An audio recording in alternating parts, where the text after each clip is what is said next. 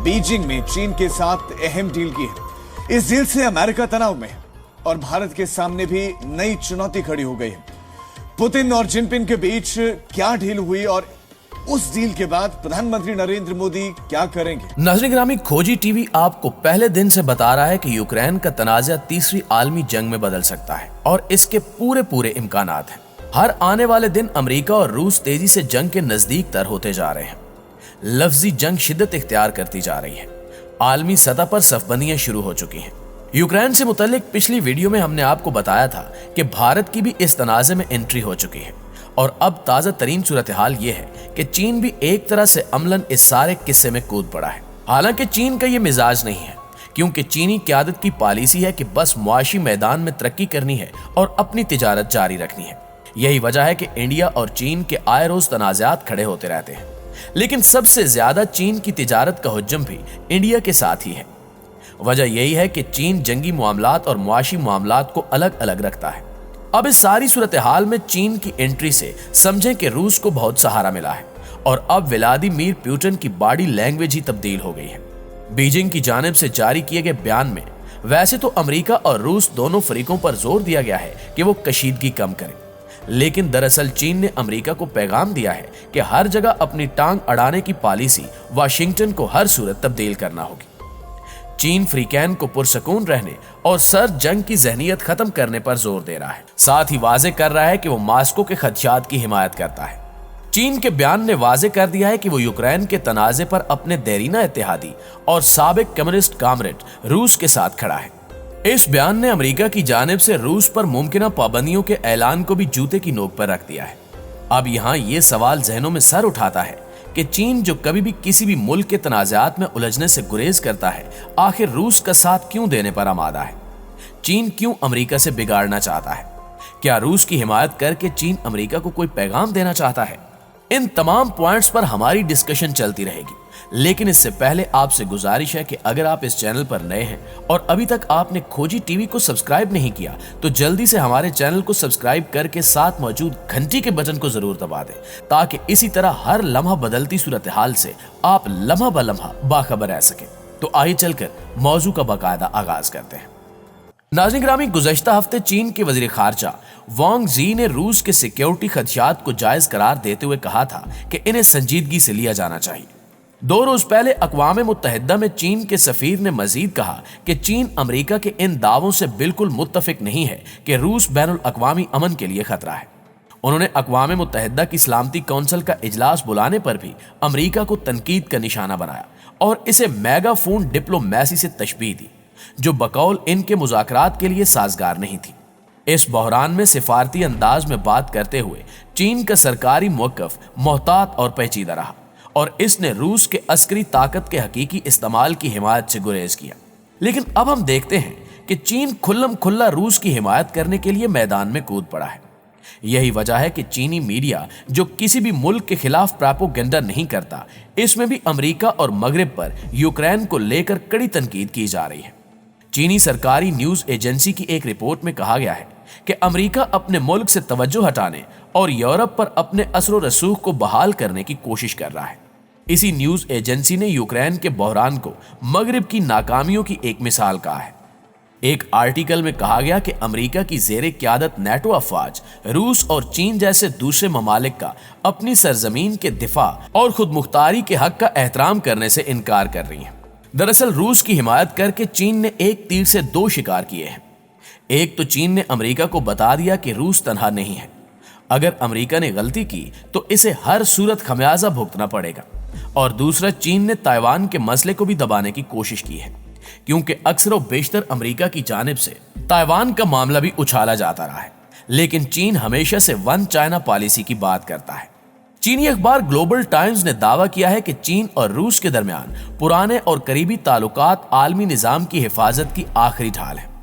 प्यारे साथियों, आलमी तज्जियाकार और सियासी माहिरीन समझते हैं कि चीन और रूस इन दिनों स्टालिन और माओ के दौर से भी ज्यादा करीब हैं। इनके नजदीक सन 2014 में यूक्रेन में क्रीमिया के बहरान ने रूस को चीन के मजीद करीब कर दिया है, जिसने बैनुल अक़वामी तन्हाई के दौरान मास्को को इक्तिसादी और सिफारती मदद की पेशकश की। तब से यह रिश्ता मजीद परवान चढ़ा।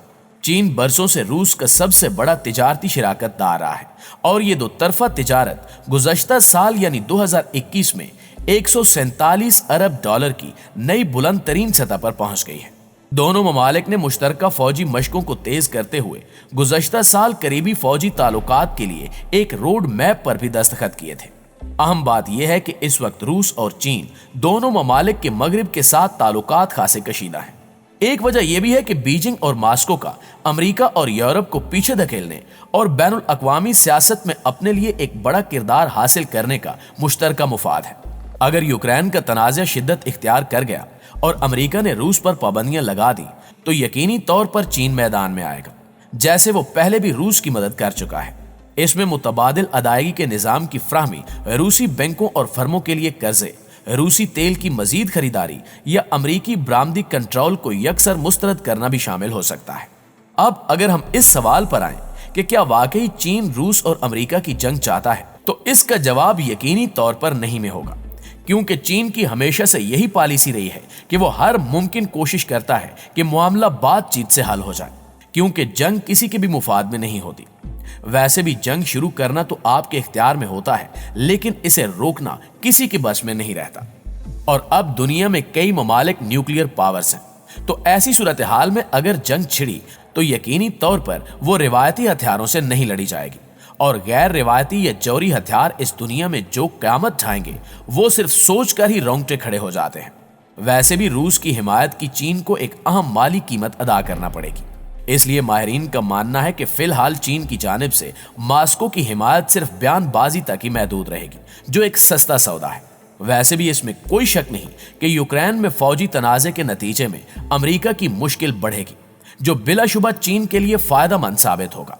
अमेरिका और दुनिया भर में चीनी कम्युनिटीज में से कुछ लोग यूक्रेन के तनाज़े को अपने इत्तेहादियों के साथ अमेरिका की वफादारी के मुमकिना इम्तिहान के तौर पर देख रहे हैं।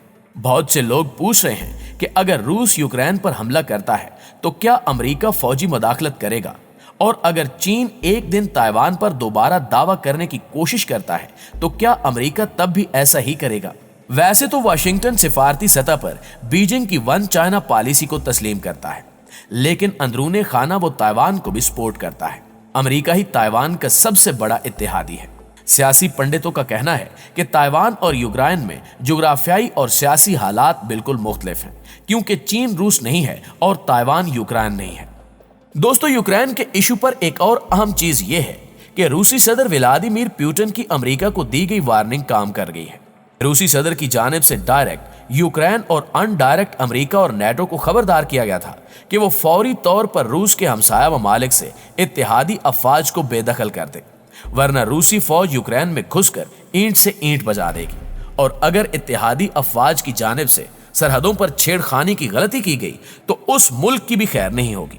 यही वजह है कि जैसे ही पुतिन की जानिब से यह धमकी दी गई, फौरी तौर पर पोलैंड, लिथुआनिया, एस्टोनिया और लिटविया ने नेटो फोर्सेस को अपने हाथ से निकाल दिया है, क्योंकि इनमें से कोई भी मुल्क रूस की नाराजगी का खतरा मोल नहीं लेना चाहता।